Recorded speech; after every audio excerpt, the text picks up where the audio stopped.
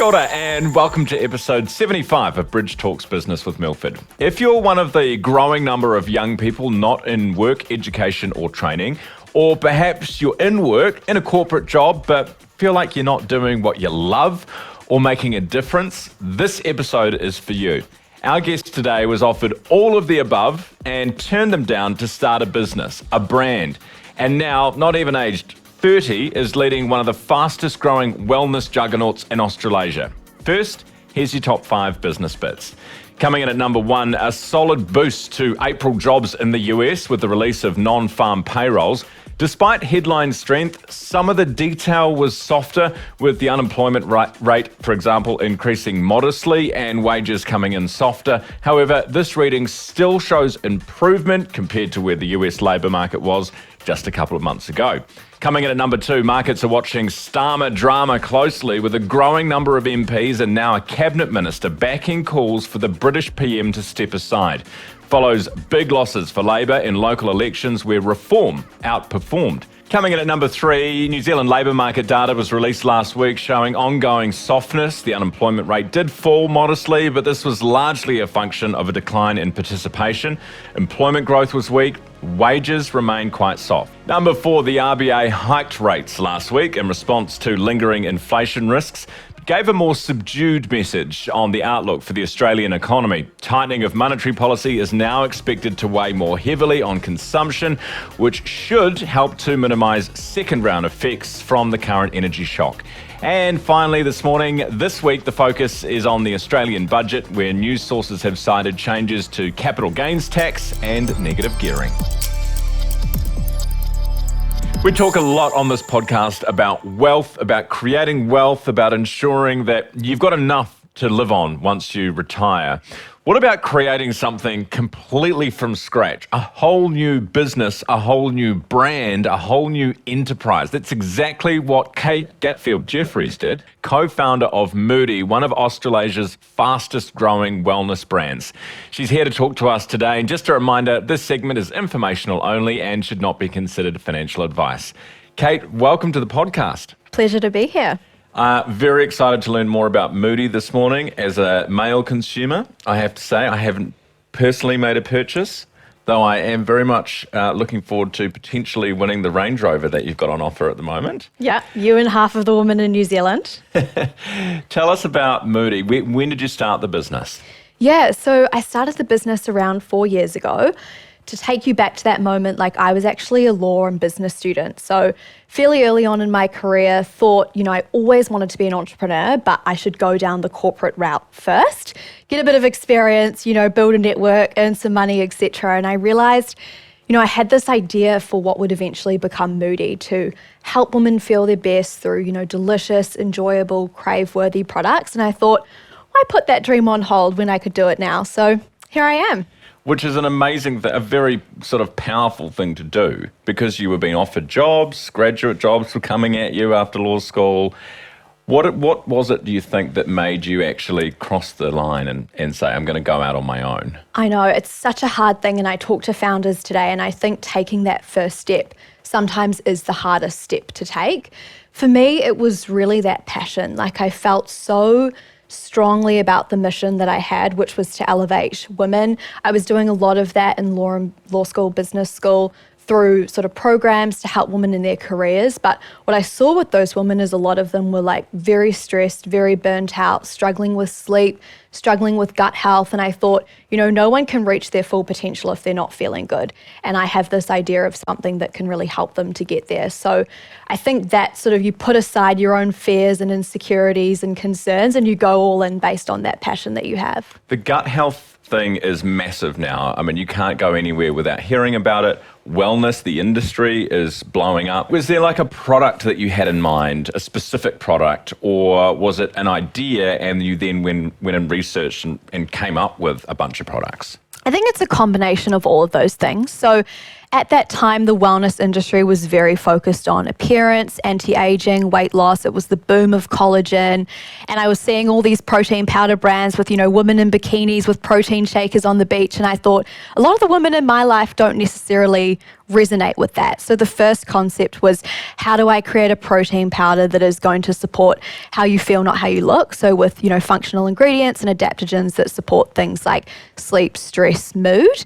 And then from there, it really evolved. Like, as you mentioned, gut health is absolutely taking off around the world. So we then went into that, but we did it from our own unique angle, which is targeting the gut-brain connection. So yeah, I think you just sort of start in one place and it iterates and evolves from there based on what your customers' needs are. Right, talk to us about how the business is going, staff, volume, sales, how you're looking.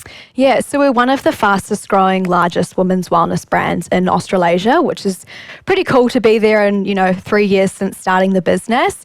Sold millions of servings of our product. We're now the number one wellness drink in New Zealand. So we launched these products into retail about a year and a half ago. Sold millions of cans. Amazing. Yeah, 60% market share. Yeah, and I think there's a lot of exciting opportunities for us to continue to grow, but have built a really strong foundation in the ANZ market. Can I ask how old you are? I'm 27.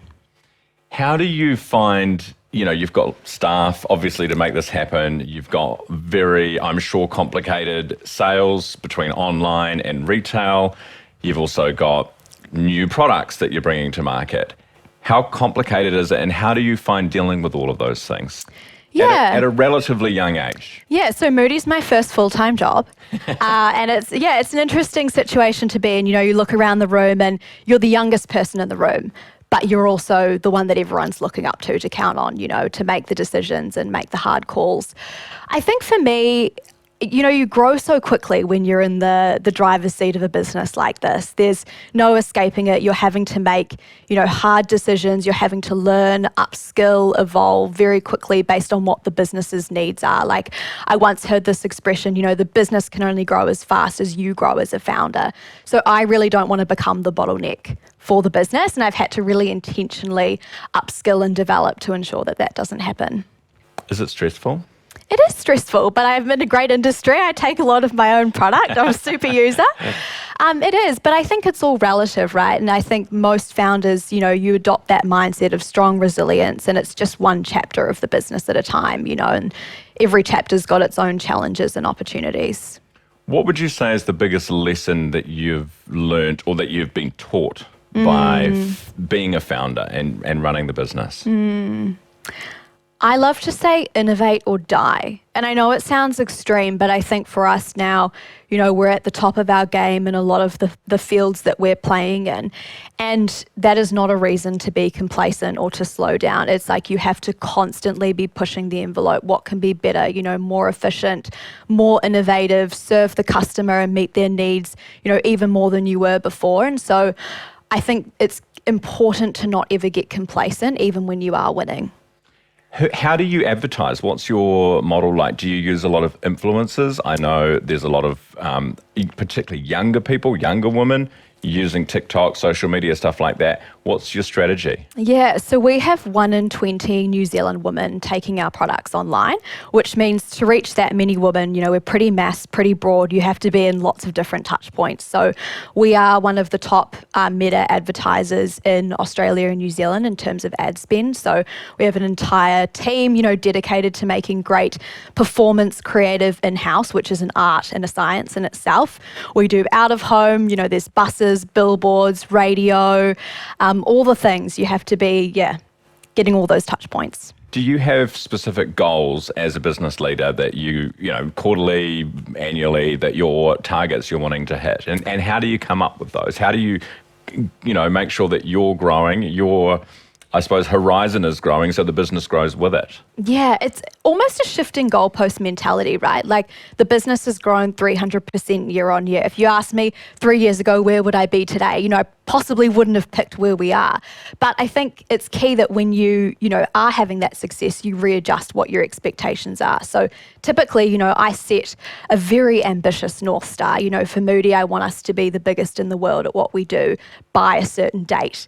And I've told the team that, everyone knows, and then we work backwards. We have very clear, stage gates, timelines, objectives, key results. What does that look like? And it all ladders up to that sort of big ambition. What's the date? 2030. Really? It snuck up on me, yeah. Yeah, so we're heading to North America in October, launching in that market. Yeah, I've nailed ANZ, but there's a few others we've got to tick off to be the biggest in the Western world. When did you set the 2030 date? When I started the business.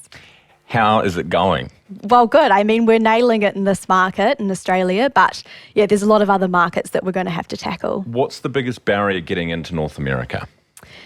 Yeah, I mean, it's an interesting market. I think people always say just because they speak English in America, it doesn't mean it's the same culture. And I think that's such a good point. You have to think of it as, lots of different states, subcultures. You can't just have one sort of rinse and repeat strategy. Just because it worked here, it's going to work there. So I think it's being really targeted in how we're going about that. Like, what is the, price pack architecture? What is the messaging? What is the branding? Who are we partnering with?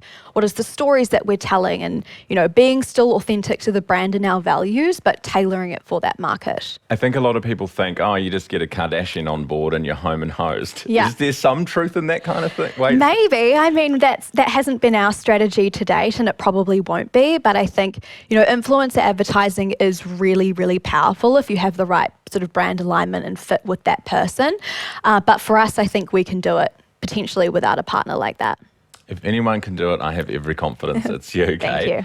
Tell us about the Moody Female Founder Fund.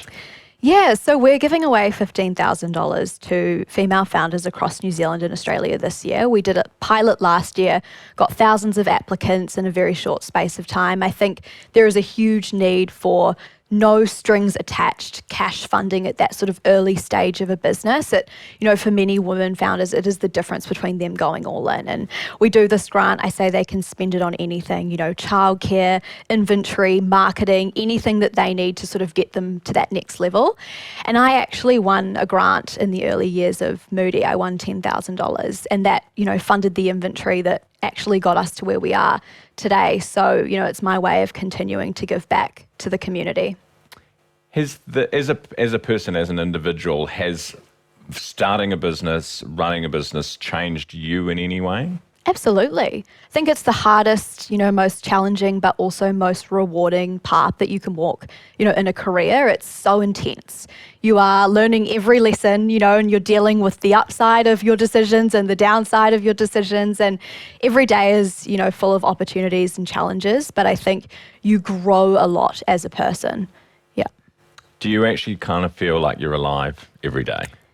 Sometimes you feel pretty tired and like you're not very alive, but for the most part, it's pretty thrilling.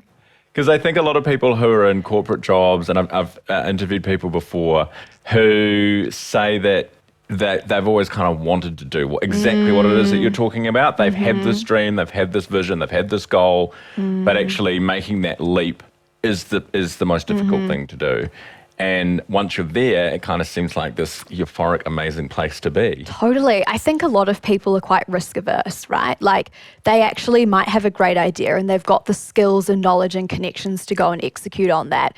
You actually don't need a lot of capital, depending on what it is. Like I bootstrap Moody to this day. We've had no loans, no external investment. I own the entire business. Wow. So it is possible.